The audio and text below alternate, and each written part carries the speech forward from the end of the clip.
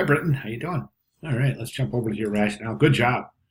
Really good descriptions here. You're doing a really great job describing your intent. That's very, very important. It's a big part of the design process is being able to communicate your ideas, either verbally or written.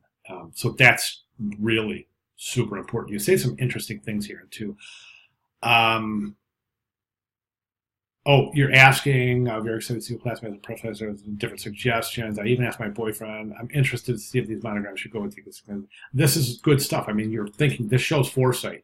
And asking your boyfriend what he thinks, that's fantastic. I mean, get as much feedback as you can. It doesn't have to necessarily be feedback from designers. A lot of times the feedback you get from non-designers is just as valuable, if not more so, than the feedback you get from designers, because non-designers kind of tell it how it is.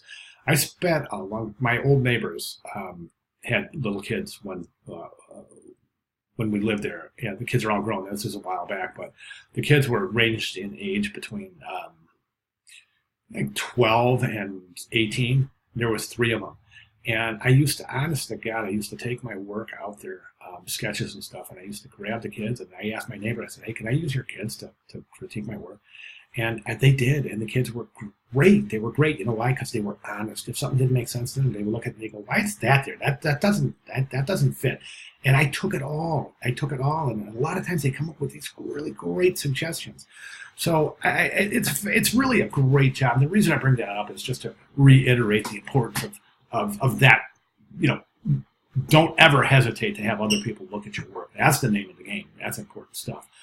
All right, let's jump right to your sketches. And the one thing I don't see here are your labels. Remember the word mark. I'm sorry, the words from our word lists.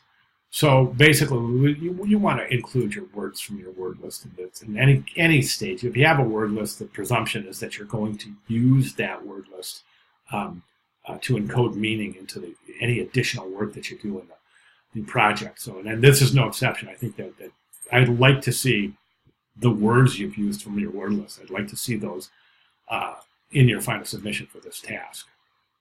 Okay, these are good. I think each one has a nice, unique visual feel, so you're offering your client plenty of variety here, which is fantastic. As far as moving forward goes, I think that it would be best for you to make your own decision after I just got done telling you how important it is to ask people. Let me describe the reason I'm telling you that. I'm saying that because right now you're done with your research. You've done your research. You've completed your logo mark. You've completed your word mark. Sorry about that. At any rate, I was saying that it's you've created the work. You've done the research. So I think at this point, plus it's really good for you to be able to look at your own work and say, hey, I think this is the best idea based on what I have so far. So I want you to do that here.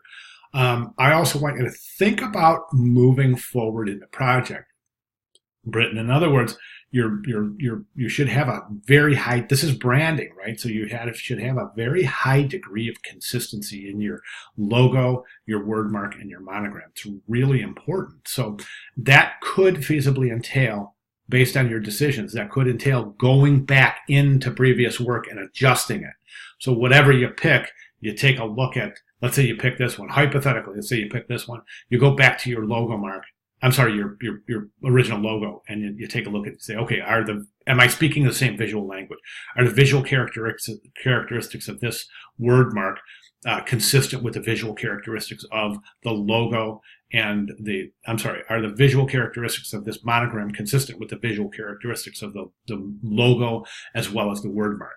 And that's the name of the game, is kind of filling these consistencies based on little edits here and there so that the whole series is highly cohesive, highly consistent. Does that make sense? If not, let me know. It's a very, very important concept. Basically, what I'm saying is you may have to go back and edit your previous work just to create a visual and harmonic visual language throughout the three marks, the logo, the word mark, and now the monogram. All right. So those are my recommendations. If you have any questions, please let me know, but go ahead and continue in the direction you feel has the most potential. All right, good job. Thank you very much.